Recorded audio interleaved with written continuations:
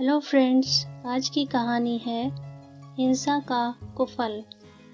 लखनऊ के निकट एक स्थान है बलरामपुर और वहाँ झारखंडी शिव मंदिर प्रसिद्ध है।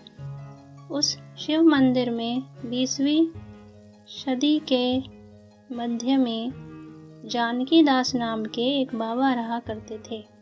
वैराग्य और सदाचरण उनके जीवन का आदर्श था।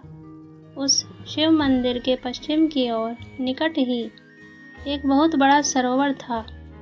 अब है अथवा सूख गया इसका ज्ञान नहीं। उस स्वच्छ सरोवर में भांति भांति की मछलियाँ तैरा करती थीं।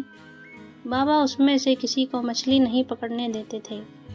एक बार उस नगर में एक ऐसा दारोगा आ गया जो मांसाहारी होने के साथ साथ निर्लज्ज, क्रूर और मदान्ध था।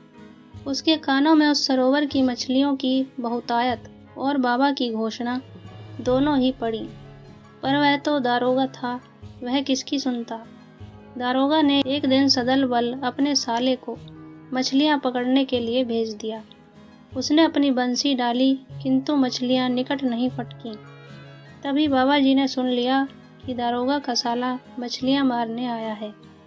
उन्होंने आकर उससे कहा, बेटा, मैं किसी को भी इस तालाब की मछलियाँ मारने नहीं देता। तुम अपनी बंसी निकालो और चले जाओ। इन बेचारी गरीब मछलियों को मत मारो।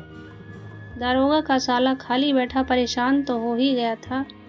बाबा की बात सुनकर क्रोध में अपनी बंसी समेटकर चलता बना और आकर दारोगा के कान भर दिए।